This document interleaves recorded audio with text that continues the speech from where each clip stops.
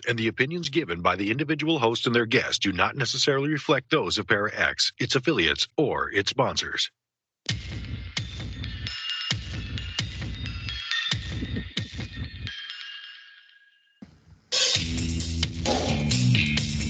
Supernatural, metaphysical, paranormal.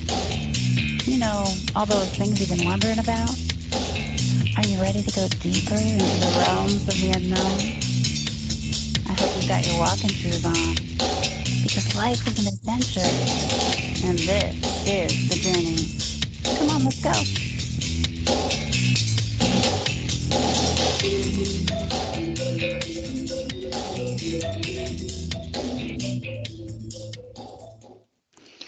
Hello, everyone, and welcome to the show. This is the Journey Radio Show, and hey, we're the She Squatchers. I'm Jen Cruz, your host, and I've got my trusty teammate, Jenna Grover. Hi, Jenna. Well, hello, everyone. We don't have Tammy tonight because it's Yule, and she is with her children having a grand family celebration. So, blessed Yule to Tammy and everyone out there. We have an awesome guest for you tonight. We've got Thom Cantrall joining us. Hi, Thom. Welcome to the show. Hi there. How are you guys doing tonight? We're great. Wonderful. Happy winter solstice to you. Isn't that fun? It's about time it got here. I've been waiting for it for months. Have you? Yeah. I don't do winter well. I'm much happier in spring and summer and fall. Fall is my favorite. Fall overall is my favorite too. Yeah. Yeah. I think I'm anything but winter, even though winter is absolutely beautiful and stunning with that snow shining like beautiful, sparkly Hollywood. But yeah, it's just not fun to be in. See, where I live, we have polite snow. It comes, falls down, makes everything beautiful, and before you can get tired of it, it melts.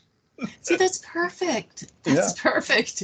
I think there's probably, isn't there snow all the way across? I mean, how many states across the United States are possibly getting super, super cold where it's possibly going to be snowing? We had snow. There's still a little bit on the ground.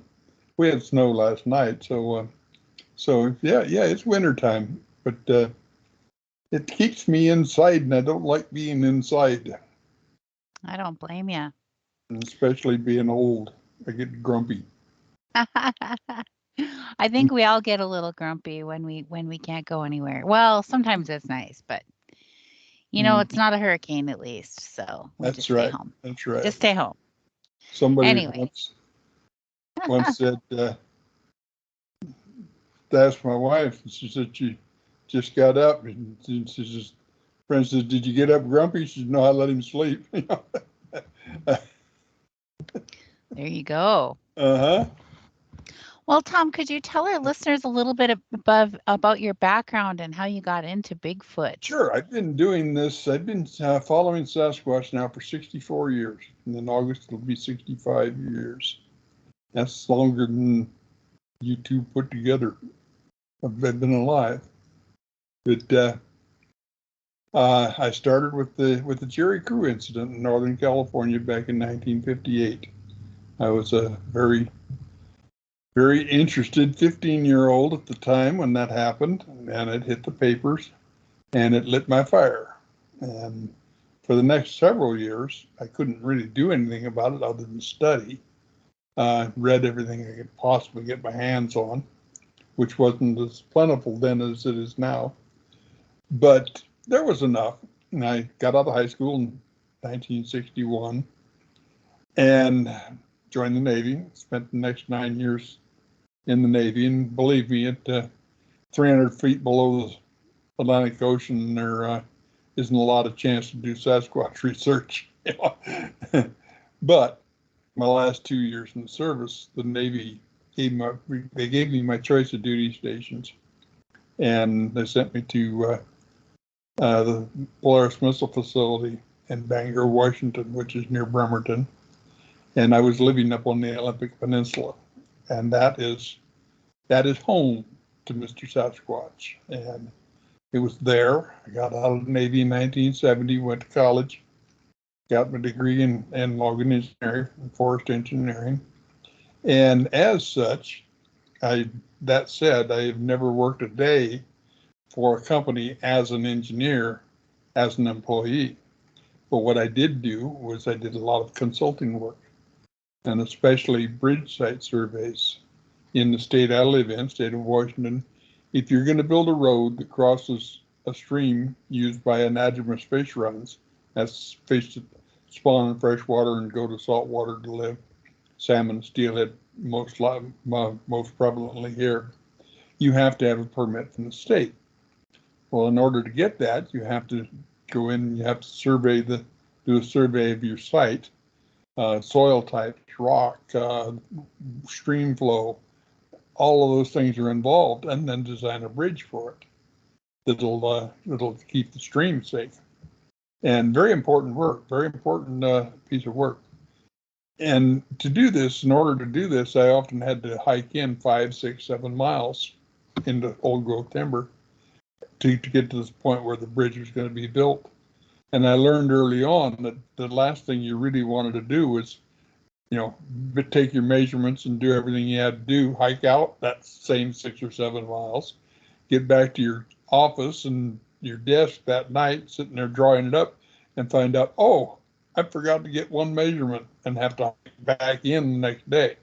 That'll ruin your whole evening for you. So what I would do is I would just sit down on the bank after I had my measurements and do a quick drawing just to make sure I had everything there, just a rough drawing. And it was at that time that I started seeing them. They're a very curious individual. And all of a sudden, there would be, I'd look up and here's one peeking around a tree at me.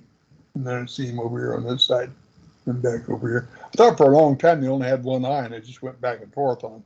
But no, it turned out there are two. And they're just looking around the tree on the, never mind. But then anyway, that's what got me started. And that all through the 70s, I was doing that.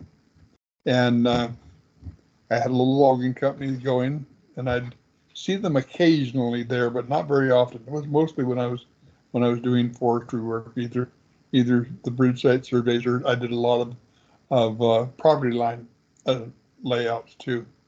And I'd see them there, walk up on them. But like I say, they're very curious, and they want to know what you're doing. And they have this little whistle they do, and maybe you've heard it. It's just an up-down whistle. If you haven't heard it, go to Ron Moorhead's Sierra Sounds. I think it's track 7. That whistle's on it. You'll hear it. Basically what it means is, hey, he's over here with me. I got my eye on him. And then in 2009, I found this place, the internet. I didn't know other people were even interested in the subject, other than the fact that the Patterson-Gimlin film came along. And then Paul Freeman. And Paul Freeman, when he got his footage back in 92, he brought it to the local ABC news station. I lived at that time in Kennewick, Washington, which is down in the southeastern corner and in the desert. And for those of you who don't know it, yes, Washington has a desert side. And our average rainfall there was 6 to 8 inches of rain, precip per year. And where I live now, it's somewhere between 35 and 40 inches per year. And it's only 3 hours away.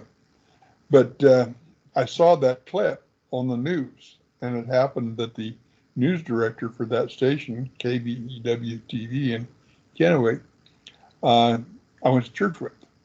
And I got a hold of him, and I said, Tom, I need to talk to that fellow. He said, well, I can't give you his phone number. I said, no, but you can give him mine. Yeah, I can do that. So he did. And Paul called me, and we got together several times after that. Great guy. I don't know if you ever had the opportunity to listen to him, to be around him, but wonderful guy. His son, Michael, has just written a book. And if you haven't read that, please do. It's well worth it. talks about Paul's work and how that film came about, and the things that were done to him are actually criminal. What ABC News did to him is, there should have been litigation over that. It was just, it was so bad I will not watch Good Morning America even to today, because they asked him, in the interview, have you ever made fake feet? Well, yeah, we all have. You got to try it to see what mine are going to look like compared to what I'm working with. When it played, have you ever made fake feet? Yes, I have. And they cut it right there and made him look like a fool. And it was terrible. That was just part of it. It was just terrible. And Paul thought he had the answer. He thought what the world had been waiting for. It's just, all he had was a little, what they called a high 8 movie camera. That's what that was filmed on. And that in that film, you can hear him. He says, "Oh, there he goes." Well, for Paul, that was great. He was greatly excited. That's great excitement for him. He's pretty laid back dude. And but yeah, and then of course he passed away in 2003. Then in 2009, I found the internet, and then I met a lady from back in Oklahoma, named Arla Williams, Arla Collette. She became my mentor, and if I needed to know something, she's who I went to. Okay, I had 35 years of great information, but uncollated. Okay, then, and maybe I shouldn't even talk about this. In 2010, on the 25th of September 2010, I was going on for a ride out in the Blue Mountains, which are southeast of Kennewick, about 70 miles between there and Idaho, and they'd run northern Oregon and southern Washington, all right along the river there. And Arla says, that road you're going on is logs along it. I said, I don't know. I've never been on this particular road before. I've been on the ridge on both sides of the river, but this road goes right up the river bottom, and it's been closed. The land was Boise Cascade Tree Farm. They put their tree farm to bed, and they deeded this land to the local tribe. It belongs to Umatilla Indian Reservation. And they'd had it closed for a couple of years, rebuilding the road and such. Then they opened it up to the public. And so I said, I've never been there, so I want to do it. She said, well, I see a large pile of logs laying there, and there's a large, very dark Sasquatch with a red stripe on his chest looking over the top of those logs for you. I said, well, that will be easy to solve. I'll drive up that road until I find a deck of logs, and that's where I'll set up, because my research I learned from those trips and doing bridge site surveys consists of my folding chair, my Kindle, an ice chest, and I go in, I open my chair, open my Kindle, open the ice chest, grab a Diet Pepsi and a chicken hip, sit down, read my Kindle, and wait for something to happen. And they get curious and come in, what are you doing? Why are you sitting here doing nothing? And that's what happened. And the first time I had ever experienced what I knew was mind speak happened that day. It was about 2 in the afternoon. I'd been there since about 9 in the morning. I stopped on the way out and picked a box of apples and a box of grapes, and took them out for them. And was sitting there, and all of a sudden, in my mind, I hear, I can't come out. I wanted to meet with you, but there's too much traffic today. There had been 4 cars by all day long. Okay. And I said, should I go now and come back again another day? Because I was retired. I mean, I live on 6 Saturdays and a Sunday. I didn't have to be there on Saturday. It could have been Tuesdays easily for me. He said that would be better. So I loaded everything back in the car. Ice chest back in the car, folded up my chair, put it back in the car. I had a little altar set up on a stump that consisting of eagle feathers and incense and a burner and such. Put that back away, and yes, for these feathers I'm legal. And was just stepping back into the car. I had my right foot was in the car under the steering wheel, and I was just crouching down to fit in the car, and he stood up right across the road from me, about 15 feet. 9 foot 3 inches tall. Wow, that's pretty tall. I wanted you to see me before you left. And then she was right. He has a red stripe from the top of his left shoulder across his chest to down over his right hip. He's got 3 lines tattooed across his nose, and he's got a crescent moon and what else is it? A star tattooed on his shoulders. And it's tattooed in the old Indian fashion where you poke the skin and rub carbon into it. And I just watched him for a minute. I suppose at that point you realized it wasn't your imagination. Yes. Yeah. I knew it wasn't earlier because I had answered him. But that's confirmation. Yeah. That's like major confirmation. Total confirmation and everything that, I mean, Arla amazes me what she does anyway. One time I was sitting at my table in Kennewick, and I had been talking to her, and my heart started acting up, and I had to call them paramedics. They came in. I was on the gurney headed out the door. My phone rings. It's Arla in Oklahoma. Who are those people in your apartment, and what's wrong with you? Oh, jeez. That'll blow your mind, okay? And she's done that to me 2 or 3 times in different things, and she did it there again with this, and that's how I met my teacher.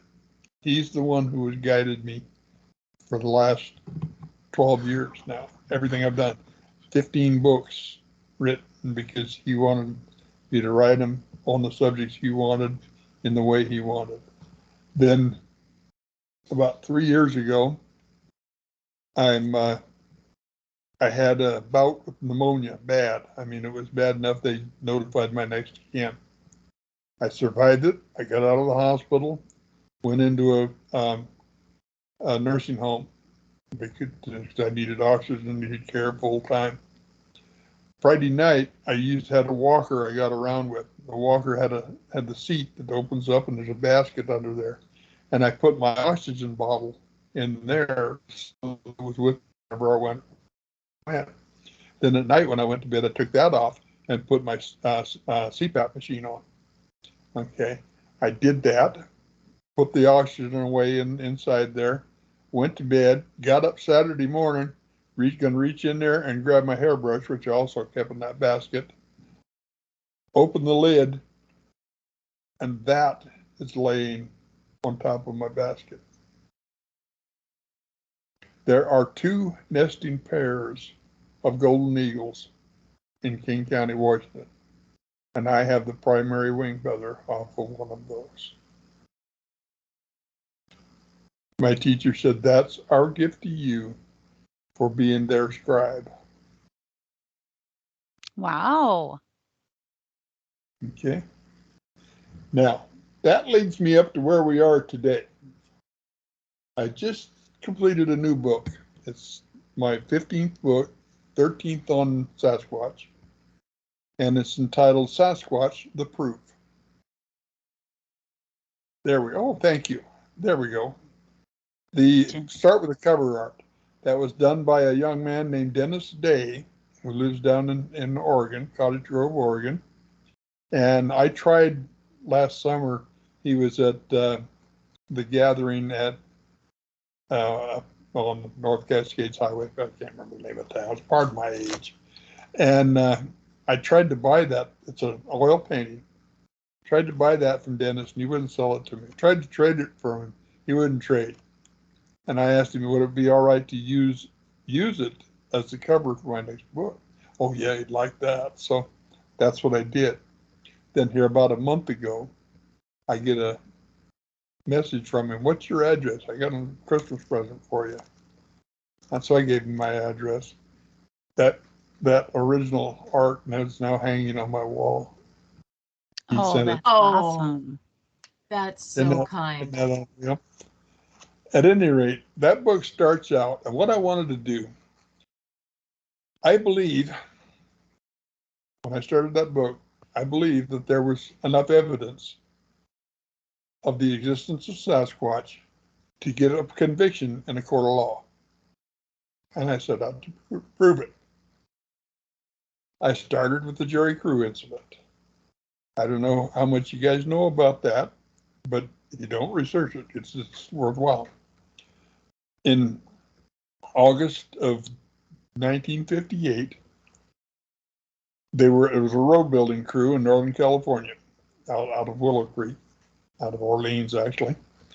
And they lived in camp, worked out of camp, which meant they spent all week in camp and then went home on Friday and came back on Monday.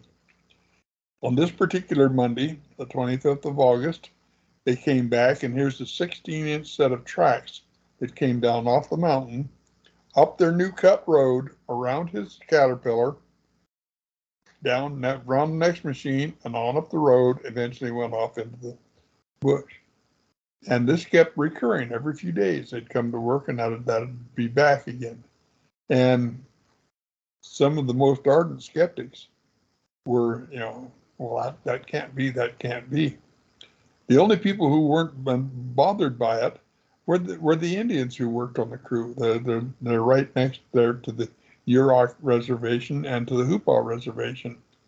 And they had 3 or 4 Indian fellows who worked on the crew. And their attitude was, you mean the white man's finally getting around with this? Yeah. But it didn't bother them, but they were having trouble keeping people on the job because of what was finding. Finally, the first part of October, a lady, wife of one of the crew, wrote a letter to the newspaper in Eureka, and it went to the desk of Andrew Genzoli, who was the editor there, and he was asking, are there wild men living in Northern California, in the mountains of Northern California? And he assured her there were not. And then on, I think it was the 2nd or 3rd of October, it was a Sunday anyway, Jerry Crew happened to be in Eureka visiting friends, and he had made some casts of the footprints, and he brought them along.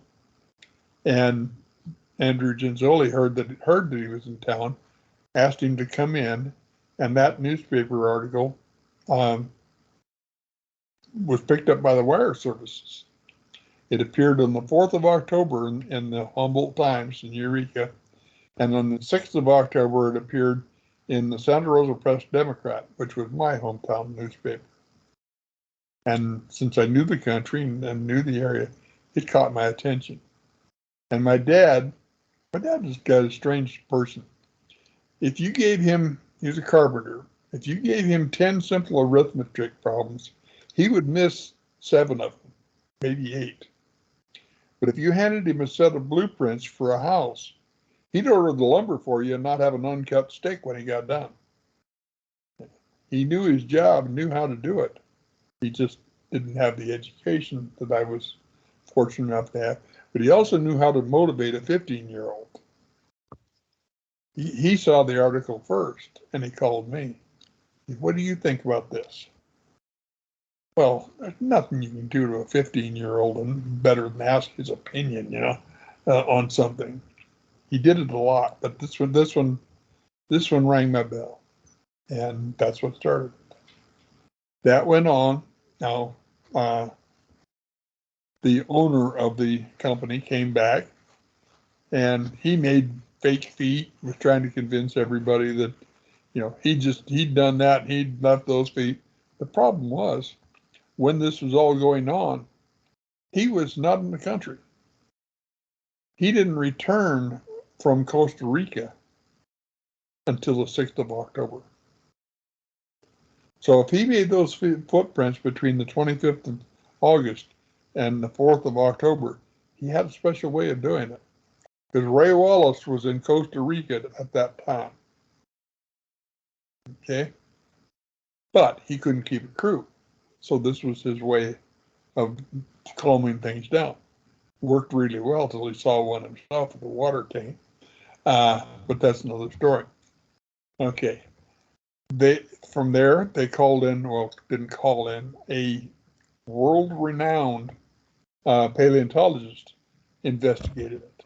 Okay. The man had written 13 books on mammals. They were the standard of education around the world. Okay. He came in, investigated it. He did did articles.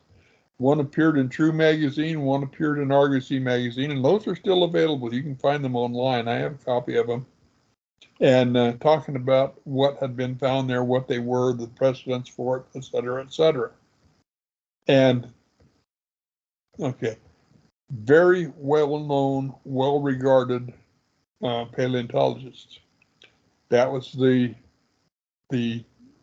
Jerry Cruz story. Of course, we all know what happened in 1967 with my good friend Bob and Roger. Okay, same thing. Bill Munns. I don't know if you know Bill Munns or not, but he was keynote speaker for me at a conference in 2016, I believe it was. Did a magnificent job. Told him he had Saturday evening, take all the time you wanted. 2.5 hours. He talked about that film. He took that film and not whatever everybody else has. He had a first generation copy in Patricia Patterson's home that he worked with. Okay.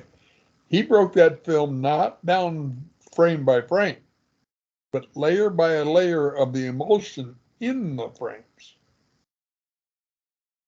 The one they talk about, the what is blamed as being some people said it was a bullet wound on the leg. Doesn't exist in first generation copy. That's a result of copying a copy of a copy of a copy of a copy of a copy. Okay. Artifacts are introduced. That's one. The other one is the flash that was blamed. Said that's a flash of a rifle, and this massacre idiot theory came around. Doesn't exist in the first edition. Okay. It's an artifact introduced by copying copies. Okay. Bill said, John Chambers won the Academy Award for costuming 1968 for Planet of the Apes. Bill ran the school teaching people to create monsters in Hollywood. Both of them said, if this is a costume, it's the greatest costume ever created because we did not have the material to do what that did in 1967.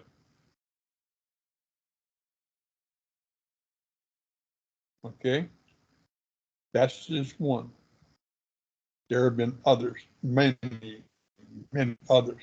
The gate, it walks with what's called a compliant gait. It's different than the way you and I walk. It also makes the track different. Look at a real Bigfoot track, and you'll notice the front half is deeper than the back half. When we walk, we pole vault over our knee, land with a heavy heel strike, and then go down onto the front of our foot.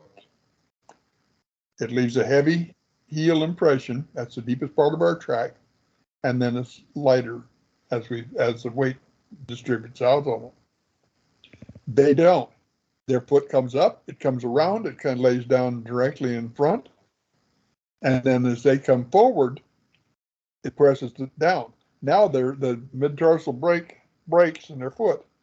Now all their weight's on the front half of their foot. So we go from 7.5 pounds per square inch to 15 pounds per square inch. It goes deeper. Melendez, makes sense? It makes a Okay. lot of sense. It makes a lot of sense. But with that, we're going to have to go to our commercial break, and we'll be Go right for it. back with Thom Cantrall in 2 minutes. Stay tuned, everybody. All right, you're doing great. Are we gonna do the We're pictures? going to the pictures next. Okay. We're going there next. All right.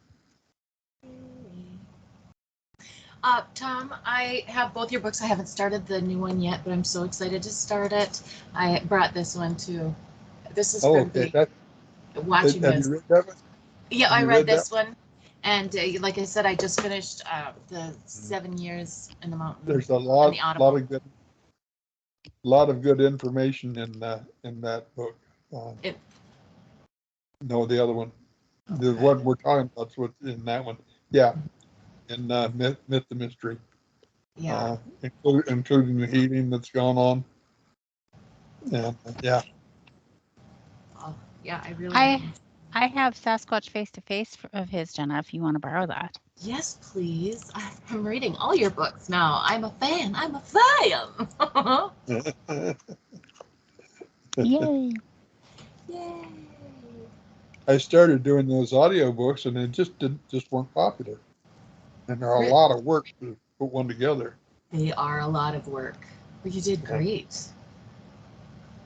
So I didn't know what the quality of the book or just it may be a niche market and the market for our books is small to start with. So yeah, we have a small audience. So maybe we're in a niche market in a niche market. So there just wasn't enough people. But so I didn't continue with it. So I had a couple laying around.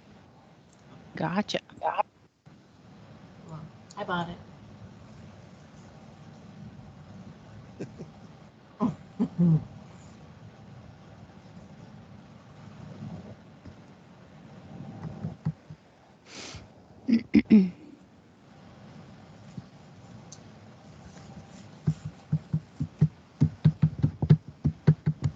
Welcome back to the show, everyone. This is the Journey Radio Show in Hayward, the She Squatchers. Won't you check us out online at shesquatchers.com? We're also on YouTube, She Squatchers Official. Please come subscribe to our channel, and you're gonna wanna go to our Facebook page, She Squatchers Official, and follow along with some pictures for our live audience here. Thom's sent me some pictures, so I put them up on our Facebook page so that the live listeners could follow along. So our Facebook page is She Squatchers Official if you want to check that out and follow along with the pictures that he's going to be sharing with us about. I'm going to pull those up and go to a shared screen so he knows what I'm looking at. Okay. We're going to do it there. Okay. That's easier. Is that easier for you? Yeah, it's easier than me trying to do it. There you go. All right. Okay. Let me see here. Okay. Moving along from the Patterson Gimlin film, there is an anatomical constant called intermembrane index. And what that is basically is the ratio of your arm length to your leg length. And it's constant in all primates. In humans, it is 72. Okay, that's very important to remember. Now, this will be on the final later, so pay attention. Okay. Our arm length, and it doesn't matter what units you're measuring in, you can measure it in centimeters, you can measure it in miles. It's the ratio that counts. In the illustration, number 1 there, you'll see the arm is 1.875 units long, and the leg is 2.5625 units long. You divide the 1.875 by the 2.5625, and that comes out to 0.72 times 100 to get rid of the decimal place. And it gives you an intermembrane index of 72. So, what about Sasquatch? Next picture. Okay, here's Patty from the rear where you can see your hip and you can see your ankle plainly. You can see your wrist and you can see your shoulder. See how they come out? 84. Sasquatch intermembrane index is 84. Ours is 72. Next. Using that information, I decided to check on some of the more popular videos that are out there. And if you look closely at this one, this is the Independence Day footage where the being reaches down and picks up a baby and then walks off. If you see the arm, 3.5, the leg, 4.3, divide them out, that's 84. That's a real picture, people. Okay, Wow. next. What about other animals? Gorilla. Their arms are longer than their legs. A gorilla's intermembral index is 120. Chimpanzee, same thing, only not quite so much. 105. Next. In 1998, some people came to BBC with the expose on the Patterson-Gimlin film. They were going to build a suit and debunk the Patterson-Gimlin film. Prove it false. So BBC spent tens of thousands of dollars on a suit. That's it on the left in red. Number one, look at the head and neck. Notice when he turns and looks back, he looks right over his shoulder. Now you turn and look back and you'll see you do the same thing. Patty's neck is shorter. When she turns, her chin hits her shoulder. In order to look back, she has to open that shoulder to look back. Big difference. She has the same 7 vertebrae in the neck that we have. Heaven, a giraffe has the same 7 vertebrae we have, just different size. Same concept here. Now, let's look at the intermembral index. On the suit in red, 72. On Patty, 84. Is there any doubt? Okay. Next. This is a picture that was provided by someone, I won't even mention who. Reported to be real. The best photograph ever of a Sasquatch. What's the intermembral index? 72. About as fake as you can get. Okay? Next. This is something from something called NUTV. Shows up on the net a lot. Got its leg length, got its arm length. Measured them out, 72. It's phony. Okay. Next. Bob Hieronymus said, "I'm the guy in the suit. I was the guy that went down with Roger and Bob, and this is what we got." Philip Morris said that he wore one of my suits. It was a $500 suit, and this is it. First of all, look at that suit on Bob Hieronymus. The thing has got more folds in it than a fat man's chin. But look at the intermembral index. 72. You remember Patty's was 84. Yes. Next. This is a little different story here. This just happened in October, and I call it the evidence formerly known as prints. Prints. But I'm bummed. Okay. We found these prints. We were in camp on Whistler Creek. Now, where do you suppose the name Whistler came from in the Cascade Mountains? Oh, good point. Good point, Thom. Yeah. And this was found. go ahead. I didn't get these quite in order, so we may have to bounce back and forth a bit. Okay, this is what they found. This print. Now, you saw on the previous one, the measurements. That thing was about 3 times the size of my thumbprint. Okay, when they got there, when they first saw it, this is what they saw. But as they were watching, it was drying. And as it dried, it was disappearing. Next.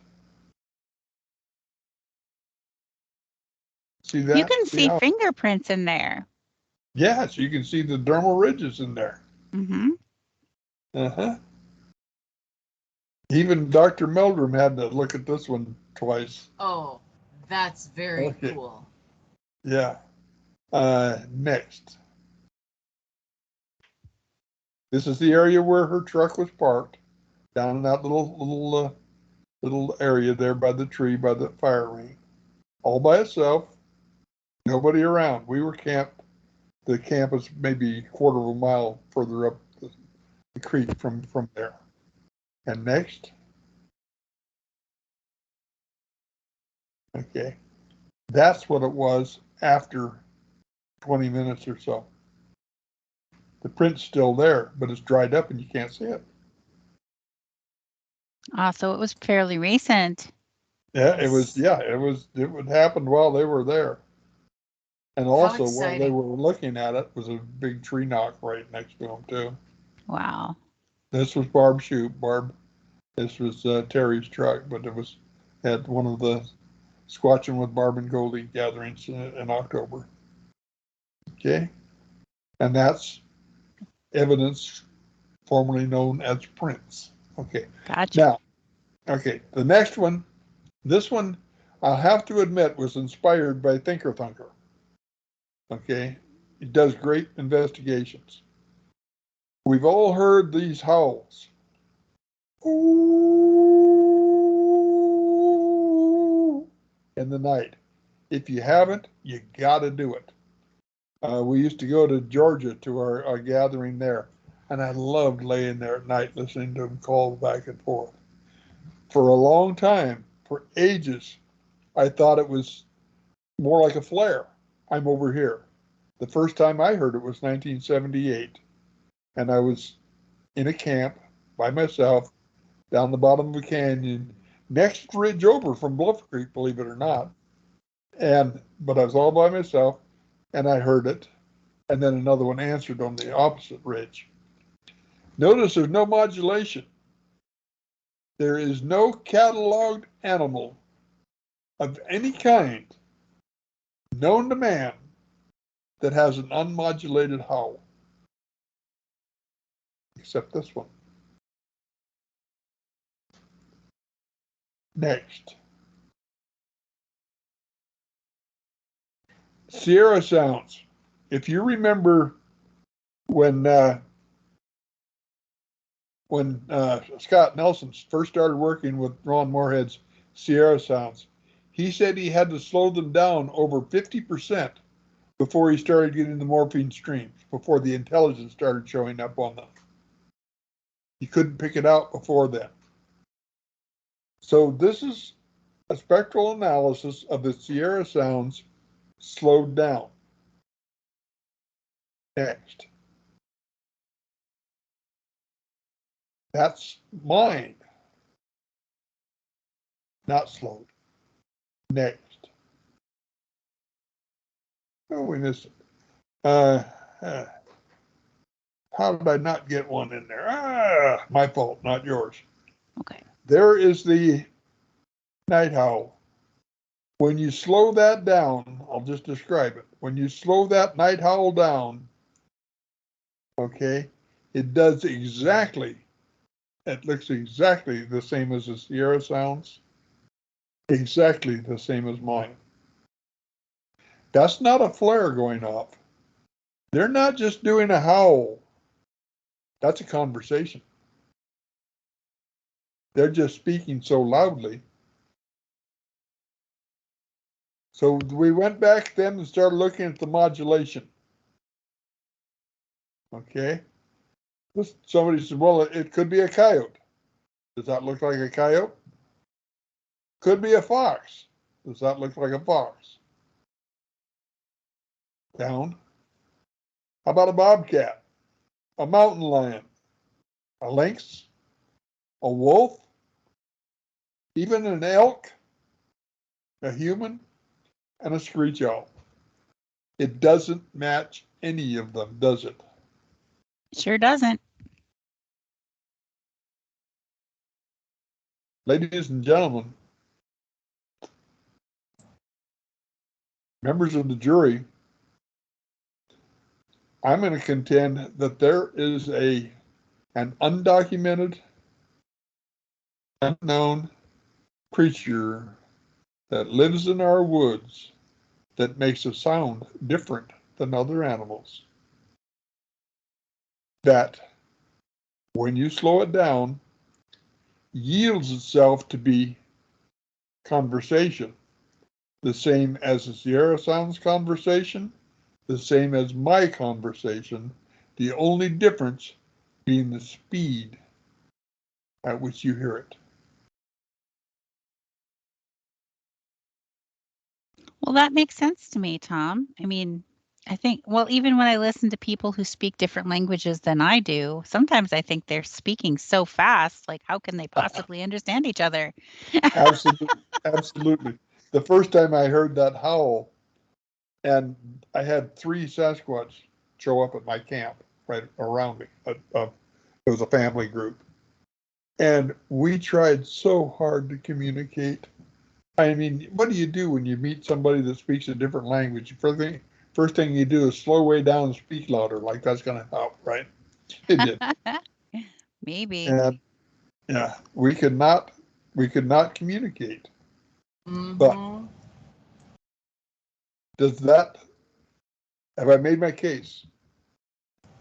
You definitely it's have. exciting. Yeah. And for people out there listening, I'm really hoping, go check out the pictures. They are fabulous of everything he was talking about. They're really great pictures. They do support what he was talking about too. It's just really neat to look at. It is. It's use that intermodal index. Anytime you have a picture of your question, use it. Okay, if you can get a good frame. And I had to go. Oh, I did another one. I did that you might know is the Marble Mountain figure.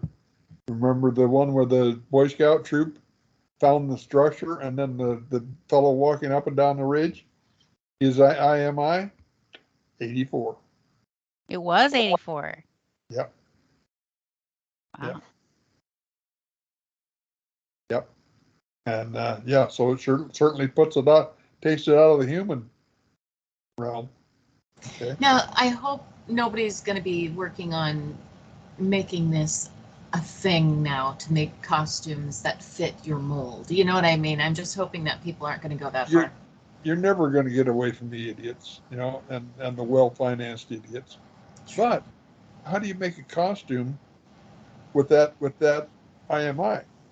Yeah. In order for me to change my IMI from 72 to 84, I have to add 4 inches to my arm. Okay. The only thing, the first thing is, well, use an arm extender. No, that will add 4 inches from my elbow to the end of my hand. That won't do anything for the upper arm. And the upper arm's in balance with the lower arm. It has to be. So you have to put 2 inches here and 2 inches here in order for that to happen. And the only way I know to do that today is surgically. And I'm not going to allow that. So I'm stuck with 72. You see these people in suits that claim, and what they do, they use a hand that long, and they can't do anything with it, but it makes it look like a longer arm. Who was that fool? There was, maybe I shouldn't even mention it, but there was a fool that was trying to debunk the Patterson-Gimlin film, doing that and wandering around like Hieronymus in that suit. And just listen to their own statements. Just listen to them. I have some logical questions about about those that would doubt. You know, we all know that that film was shot on the last 24 feet of a 100-foot roll of film. If you were shooting a hoax, why would you do that? Why would you shoot it in the back?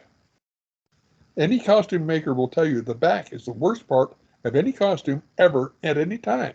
And you do not shoot the back if it's at all possible. Yet this was entirely from the back. Why would you drive 600 miles from home when you live in the middle of the richest population of Sasquatch in the continental U.S. to drive down to a spot, spend 3 weeks, 20 days, driving the roads, riding horses, before you made your hoax? Does any of this make sense to anyone? Okay. Mm-hmm. I'm a believer in the Patterson Gimlin film. Oh, definitely. Yeah. Me too. Me too. Yeah. Murphy's Law, well in effect. The further you are from home, the higher the chances you've forgotten something important. And That's so true. That's why Jenna Isn't that the packs truth? so much. That is exactly why I Yeah. pack so much. Oh, yeah. and the more remote you are, the higher the odds that what you've forgotten isn't available locally. Mm-hmm. See, Okay. there's Yeah. reasons. And then you go, not only did they drive 600 miles, then they drove 23 miles back up in the mountains. And I don't know if you've ever been up that road, but it's only about that wide. Okay. It a little wider, but yeah. And then hike 3.5 miles up a creek bottom. Film your film on a noisy creek where you have to chase the action and have no communication whatsoever with your actor because he's in a costume looking away from you. He can't hear you because of the creek. And we only shot one take. Bob Hieronymus said that. I put on the suit, I walked across the bar, Roger shot and took pictures of it as I did it. I took off the suit and went back home. Drove 600 miles, put on the suit, walked across the gravel bar, took off the suit, and drive back home. And he didn't even know where the film was taken.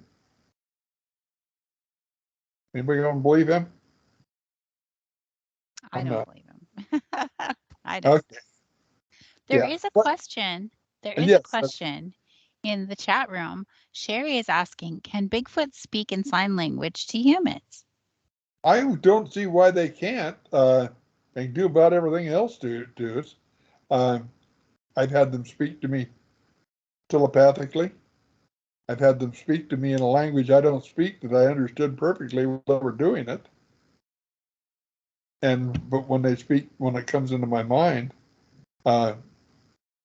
it comes in my own language, and I have a feeling they take that right out of your mind and just reuse it. First thing you got to know is that they're more intelligent than we are. They don't want anything to do with us. That proves their intelligence. But in itself, but yeah, I don't see any reason why they couldn't. They're certainly. You got to remember their hand is not shaped like ours. These four fingers are, but our thumb is directly opposed. Okay, theirs isn't. It's more like a fifth finger. It's twisted in it more like that, and your hand's a little longer. My teacher has held my hand in his. My sister asked me one time, how come you can spend so much time with these things over all these years? I said, Diane, I've had a being that 95% of the world does not even believe exists hold my hand. What would that be worth to you? Yeah, that would be incredible. Yep. I've watched the birth of twins, and I've got a teacher that gives me gifts. Why have I spent 64 years doing this? Because I couldn't not do it. Right. I've Wow. probably written my last book. I'm sure I will still write essays and such.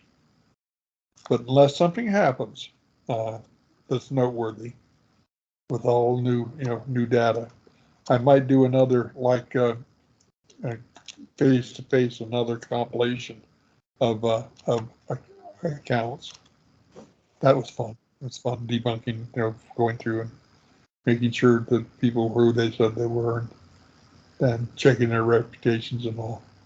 But I just loved working with it, and I might do that. But unless something investigatory happens, I probably won't write another book. That's just me. But if you want to see what I have, what I've done, talk to me. My website is just myname.com. Thom Cantrall, THOMCANTRALL.com. Yep. I started out, my first website was the name of my first book, ghostsofrubyridge.com. But after I'd written 8 or 9 books, the name of that website had gotten just way out of slack. I bet. I'm trying to remember the order. Oh my goodness. How can you remember all of them? Oh my goodness. You're very well established. So are all the books still available to purchase? Yes, they are. Oh, they are. Wow. Yeah, I keep them available. The only one I've taken off is it's one called Sasquatch. It's so off there you don't even remember. Yeah. Well, It's a book that describes the Intermineral Index, and I only wrote it to do that. And then I put that in and used it several times since then. So it just kind of did away with that, the need for that book.